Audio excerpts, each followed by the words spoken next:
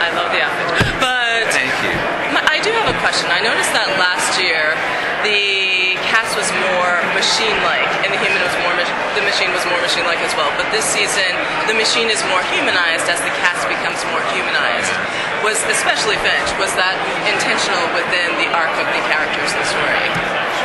No one ever talked to me about it, but it does seem to be drifting that way. I think it's just the writers, having solved some of the mechanical problems of storytelling, are now able to indulge more focus on character work.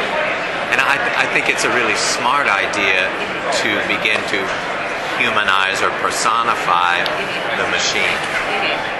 I actually really do like how it's going with the machine, and it is more the story intelligence, and I like the interaction between yourself as well. So I thought it's well done. Yes. I mean, it was cool, that business of seeing how Finch reared the machine, trained it, sort of took it through its more elementary paces, always getting more sophisticated. Yes, very much like Bear, just good machine, good machine. Yeah. It was also kind of interesting to see in the start of the season that you were kind of the father, and he kind of reacted to you more like a child to father. How was that to build up that relationship, and then knowing that it now has this kind of surrogate stepson in Jim's character? Well, that's interesting. Honestly, I haven't thought much about the show reflecting family dynamics, but I see that you're right. I see that the machine is a kind of child to Mr. Finch. That idea of Reese being a sort of son, I'm at ease with that interpretation as well. Honestly, though, it's not a thing I have thought about in our work so far, but now you've planted the seed in my mind. It was just like in that casino scene when you leave the casino and then he sees you, the machine kind of saves your life. It was just that moment of like, oh, I can't let the admin die. Yes. And the admin is kind of like the father. Ah, that's right. So you're saying the machine has a stake in Finch's survival. That's my interpretation. Which could be equated with loyalty or fellow feeling or love. I don't know. Interesting. We just saw a flashback to a scene where you have to go to Elias to ask for help. Can you give us more about that? Or what would force you to go, Elias Moretti, for assistance? You saw it on the clip? Yes. Oh. But it hasn't aired yet, has it? It hasn't aired yet, so I was wondering, I don't know if you're able to give us any details, but if you could tell us or couch in vague terms why you would have to go. Well, I'm happy to couch it in vague terms. Okay, excellent. Finch and Reese get into a situation where they need help that could only be provided by someone with clout in the criminal world. But of course, whatever help you get from a figure like Elias, it has to be paid for. And what episode will that be in? Or do you remember? I cannot remember. They all blur together. That's all right. I'm thinking the fourth. Okay. All right. I'm writing that down. What was it like for the first episode of the season, like the contingency, when you have to do that scenario where you're trapped with Root, creating that fear, and then also, getting your hands dirty like Reese does to try and save the agent in order to get him free. That's right. It doesn't. I'm trying to think if I had to do a lot of acting in there.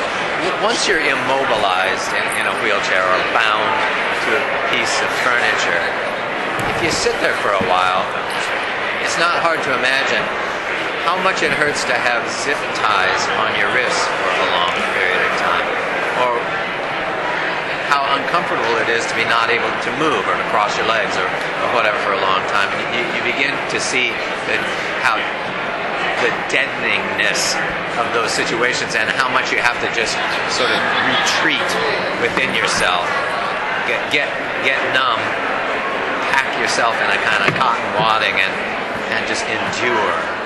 So I had occasion to think about those things during the many long hours of being tied to a chair. And pulling off of that, I've noticed there's a pattern of Finch always being kidnapped and held by women. Is that deliberate, or can you talk to that? I'm just thinking earlier when you're held by the woman who pretended to be a museum or art person and drugged you up, and now again we have with Root slightly doping you up again, tying you up, or is it just to balance you against Reese as? I actually have it in my contract. Okay.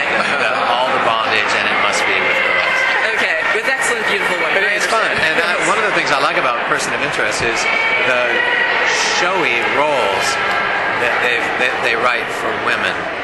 I think many of our best guest players and persons of interest are women. I'm so happy that that's the way we go. Well, I like the gender dynamic. The women are intelligent, and although they're attractive, that isn't the first thing you see. You see their intelligence And in their work. I like how our show is cast. I like that they're more concerned with a dynamic woman and a thinking woman than they are with cosmetics. Right. Which is not to say there aren't all beauties, but No, I do like that. I mean, I've had this back and forth with my you readers. get the smart, dangerous girls. I like it. Yes. Is there any specific lines that you enjoyed or that you wanted to, any specific lines that you improv on that you can remember and you enjoyed at all times or anytime during the season? We don't really improv. I know there are shows where they turn the actors loose to just sort of do something with it.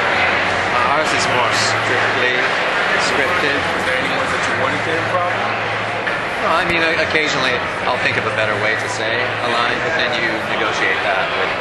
Because unlike Lost, when we were in the middle of the Pacific and the writers were, 3 hours away, on Person of Interest, we have the writer of the episode on set every day. So you don't want to mess with it too much. Well, what happens is the script supervisor will come and say, actually the line goes like this, just to remind you that someone got paid to write the line.